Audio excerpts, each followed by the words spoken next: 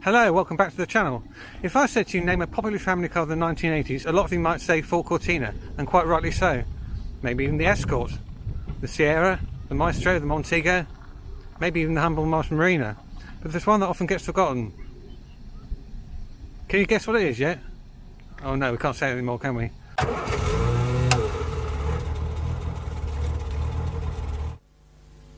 What the papers say about the Talbot Solara. I've just driven the new Talbot Solara over 1,000 miles. I enjoyed every mile. The 1600 engine gives impressively good response for overtaking. Through bumpy bends, handling precision is superior to a Ford Cortina's or a Renault 18's. The SX has electric windows in front, a radio cassette player, and warning lights that tell one of almost everything, except the state of one's bank balance. The Solara is easily capable of 350 miles without refueling. Against its 5 major rivals, the 1600 GL is a clear leader in terms of economy. Find out what convinced the experts. Visit your Talbot dealer. Yes, of course guys, it's a Talbot Solara. The Talbot was based on the SIMCA 1307 platform, designed by Roy Axe in the late 70s. It was a feathered development, and I think the Solara came about in the early 80s as a much needed four-door saloon for the family market. I quite like it. Should we have a look round?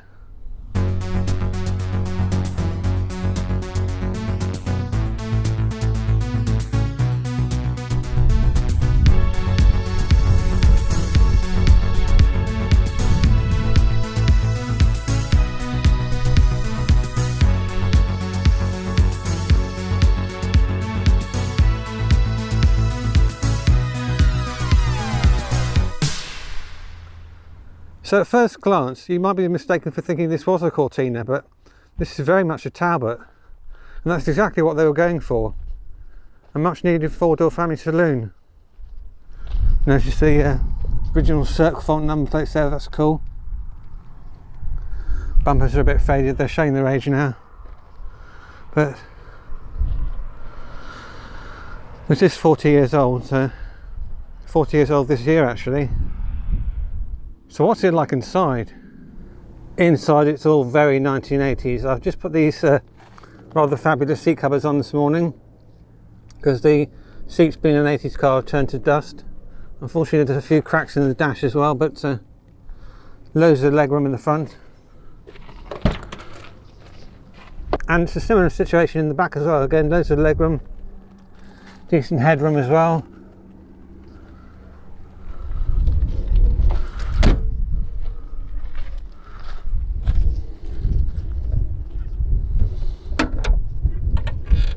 Rather capacious but slightly high boot. This one's got the optional tow bar as well. I doubt I'll be using that, but I doubt I'll be using the tow bar, but it's a nice thing to have. Beautiful Cirque fonts there. So I've actually just had a new set of these manufactured for me. I've got the original garage logo on there as well, so looking forward to fitting those. Under the bonnet you have Talbot's tried and tested 1.6 litre engine. I think this is the same engine, slightly bored out to give a bigger CC, but I could be wrong. Of course push rods, so no timing chain or timing belt. But yeah, what's it like on the road? Right.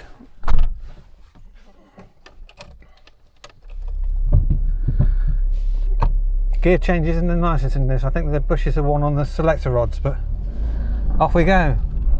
So this being a LS model, we've got power steering, which does make a massive difference, guys. See if the coast is clear.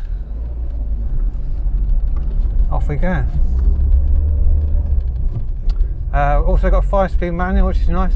Well, technically it's a 4-speed with overdrive because you've got the lift and put it into 5th gear, which is like it's a gated gear change. Quite unusual.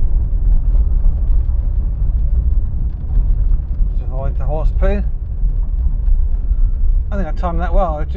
That car park was just starting to get busy. Right, which way should we go? Let's head.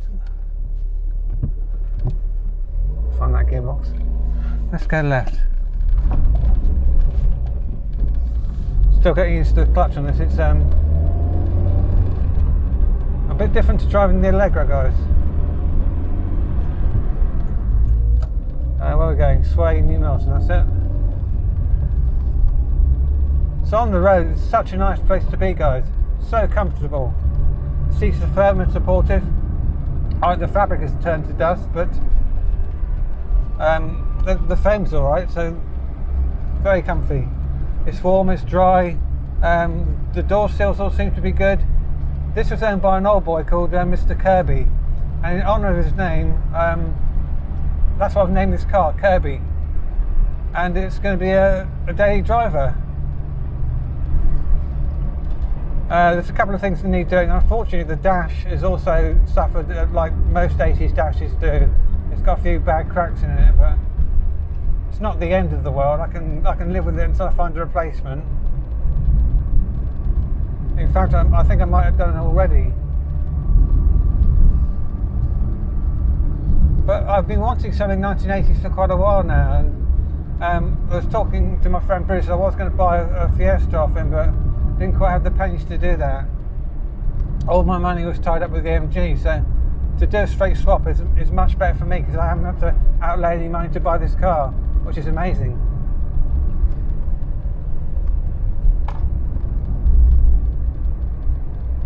It's got 62,000 miles, and that's genuine. I think it was owned by an old boy for a couple of years, and then he passed away. He used to take it to shows, actually. In fact, if I can find it, I'll insert a picture of him at the show. But yeah, he used to take it to shows, and sadly he passed away. The car got laid up for a few years, and then a chap I bought this car from, or traded this car from, he did a few bits to it. He put a clutch in it and got the thing back on the road. It needs a few little jobs doing underneath. The steering rack gator's got a weep, as has the drive shaft gator. Little jobs I can do. Nothing too taxing, but it's all on the road, which is the main thing.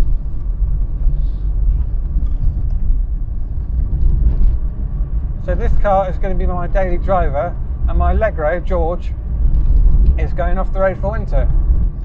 So the Riley is now sold again. The first winning bidder didn't collect it. He failed to get in contact, so I had to relist it. Why do people do that? So I listed it again, and it's now sold pending collection. So hopefully that'll put some money back in the bank for me. Hopefully.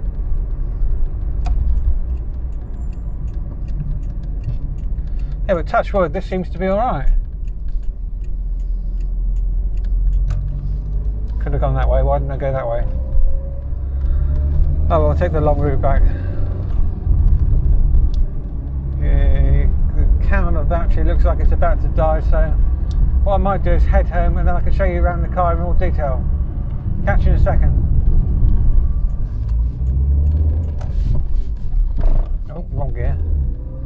Yeah, I'm finding the gear change a bit vague, a bit sloppy. Loads of playing the gear lever, but once you know where the gears are, it's not a problem, but occasionally I forget.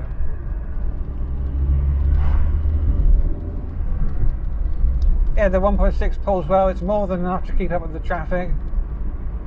It's nice to have an engine that hasn't got a cam belt. That's one less thing to worry about.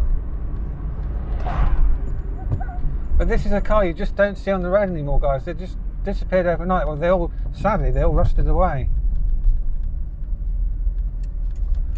Back into New Milton now. I'm going to head home, like I said, and give you more of a walk and talk around the car. After I've had tea, of course. Right, so back at base, I can show you the car in more detail. I'm so chuffed to bits to the fan of this, guys. They're so rare. Those seat covers are awesome. Yes, I think purists would be shouting at the screen. They're not the right wheel trims of the car. They are 80s, though. They're off I think they're off a Maestro. Just doing a quick Google search, but they seem to suit it. But this really is a pretty straight car, guys. I mean, the doors are all good. The sills. A little bit of a blister under there, but we can put some paint on that. Is that evidence of a wax oil injection? Not too sure. That could be it's been wax soled, which might mean, or might explain why it's still here. Door cards are okay at the back.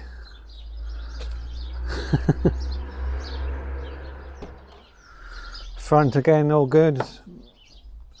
The dashes succumb to the weathers of time. They all tend to crack and go like that. It's a bit of a shame really. To find an uncracked 80s dash is quite rare.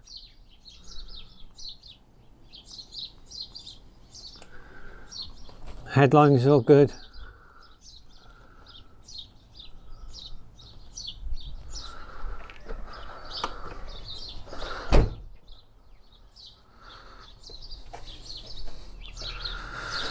I'm going to have a word to Bruce, my friend, because he reckons that he can turn these plastics around again. He's got a little trick to try and revive them. But I need to try and get the oils back into the plastics. I think they might have been painted. It looks like they've been painted, but I don't know, we'll see.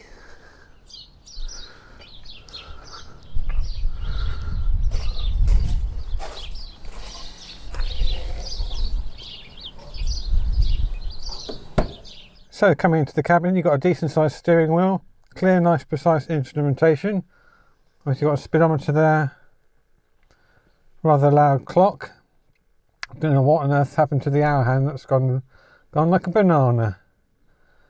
Temperature gauge, and on the other side a fuel gauge, and that's all you get, guys. So to the left of the steering wheel, you've got manually operated choke there. And that's just the brightness and illumination controls for the instrumentation. On the other side you've got a telltale. I think that's been put in aftermarket because that now illuminates on main beam, as originally it would have come up here. So potentially there's a bulb out there, or there's a fault with the dash. Indicators are constantly live. That's a bit of a strange one, but they're on the left there. To turn the lights on, as the picture shows there, side lights, main beam, dip beam. I'll do that again. So side lights, main beam, so dip beam, main beam.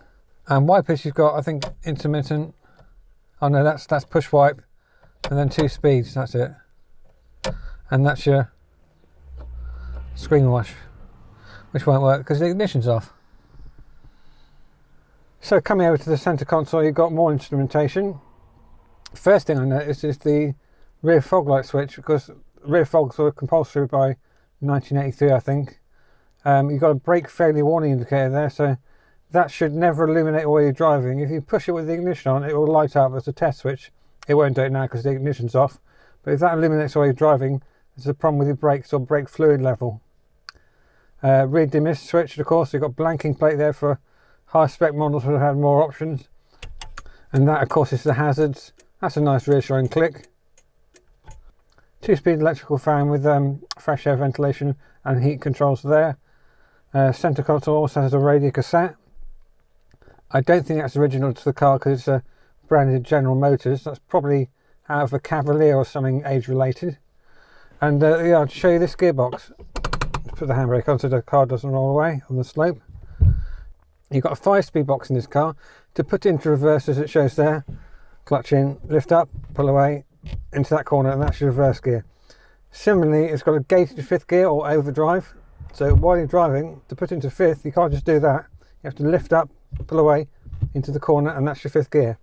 That does take a bit of getting used to, guys, but once you know how it operates, it's not so much a problem. And these seat covers, I wasn't sure whether I could pull it off, but it's funny enough, I'd seen these on eBay. My friend Alex, who's just bought a Morris Merino estate, she's put the same covers in her car, and they look great. So with her recommendation, I went and bought these, and I'm chuffed to bits I do, because they just transform the interior of the car. It's so 80s. I've also bought a colour-coded pair of fluffy dice, so it's going to be totally 80s-tastic in here, guys. Oh, I've also bought another radio cassette, because that one doesn't work properly, but that's a job for another day. Anyway, thanks ever so much for watching, guys. This has just been a quick one today to introduce you to the new car. The new free car, because it's not really cost me anything. Well, it did cost me anything, but that's the way I look at it. It was a free swap. Thanks to Ollie for doing the swap. I'm chuffed to bits with this car. I think he's happy with the new purchase as well, so winner, winner. So that's going to do it for this video, guys. Thanks ever so much for watching. I need a cup of tea. Thank you for sharing, thank you for liking, thank you for subscribing. If you haven't done so, please do so. It will help the channel out. I shall see you soon with some more content. I need a cup of tea. Take care, see you soon. Goodbye.